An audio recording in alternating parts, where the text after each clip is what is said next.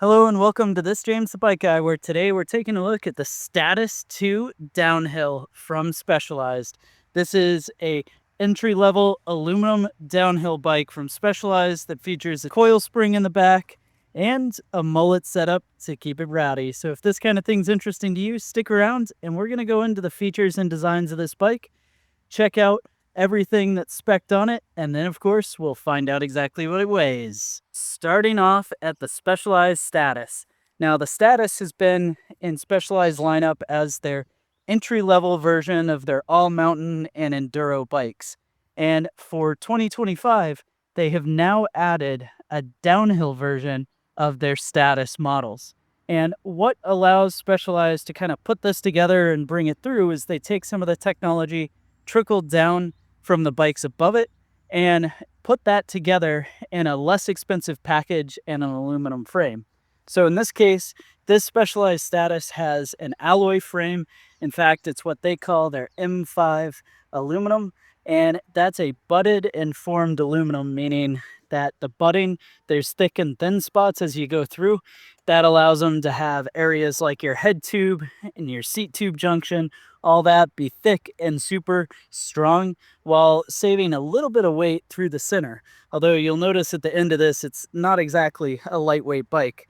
But they take that together and then they run a traditional horse link suspension design on the back.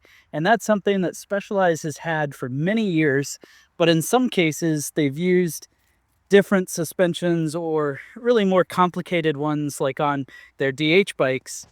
Whereas this is a traditional 4-bar linkage sending through a coil shock we'll talk about as we go forward, and has a high-low adjustment for that horse link, meaning that you can steepen or slacken the head tube and the seat tube angles based on what you're looking for out of the bike with a simple adjustment right back there. The other neat things about this particular frame is, of course, we are UDH compatible, so the universal rear derailleur hanger. Up front, we've got ISCG mounts, and in fact, this bike is coming stock with a bash guard and a chain guide, threaded bottom bracket naturally, and internal cable routing throughout the bike. Now, that internal cable routing comes in on the non-drive side. If we take a look there, there is also a mount on the drive side that you can run as well. And down on the down tube, not only do we have some paint protection film, but we also have some shuttle protection for when you're tossing this either on a lift or in the back of a pickup truck to be able to keep the frame in good shape. Now, up front, we've got that Triple Crown RockShox Boxxer fork. And this is where we can talk about some of the DH capabilities of this bike, specifically that it's running 170 millimeters of front suspension and 170 out back. So that's quite a healthy amount of suspension, and this RockShox Boxxer up front is going to help tame some of those trails. Now, of course, you do have compression adjust and rebound down at the bottom of the fork length, and over on the left-hand side, we've got air adjustment, as well as the ability to add tokens or take them away to control that Debon air spring and make it work just the way that you want. Now, these Boxxers are just beautiful, especially with that CNC machined aluminum crowns, and yeah, overall pretty sweet look. And of course, through axle in both the front and the rear. Now for your rear shock, it's the RockShox Super Deluxe Select.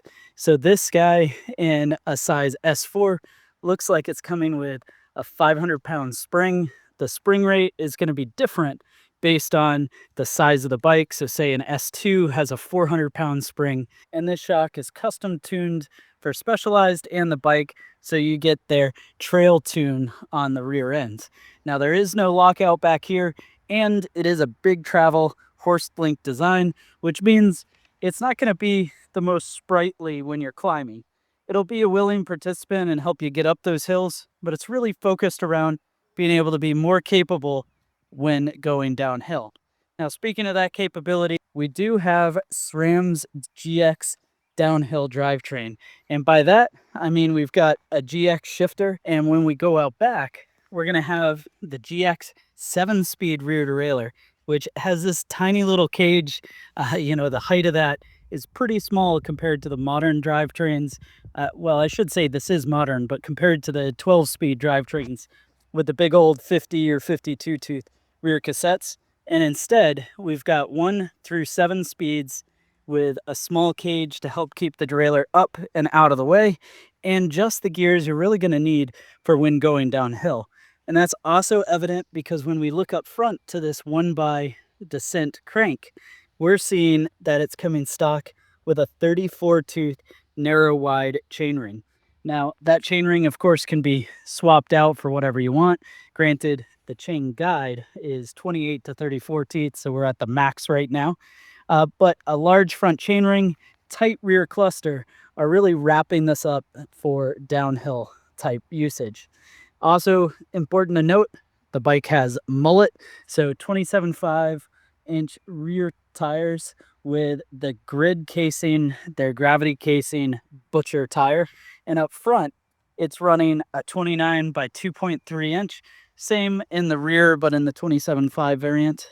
And we are rocking these new SRAM Maven BRZ brakes.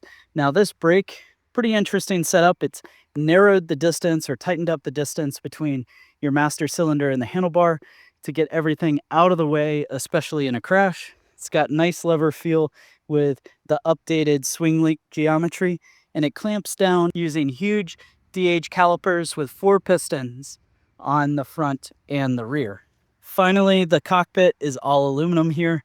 You've got an aluminum stem, aluminum specialized handlebar, some nice deity grips, and out back is a 34.9 aluminum seat post. You can, of course, convert that to a dropper if you wanted to, but it is rigid out of the box on this $4,700 bike.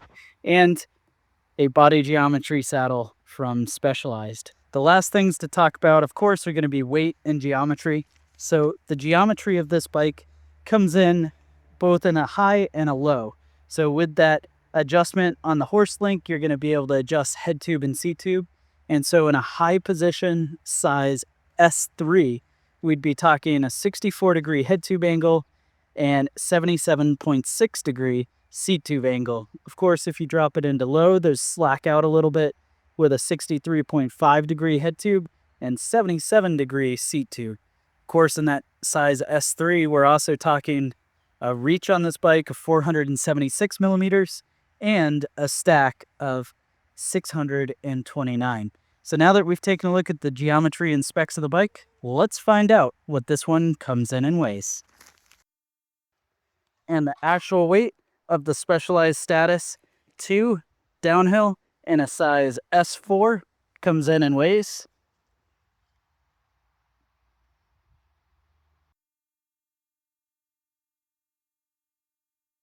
38.08 pounds. Well, thanks for joining me to check out the 2025 Specialized Status 2 downhill.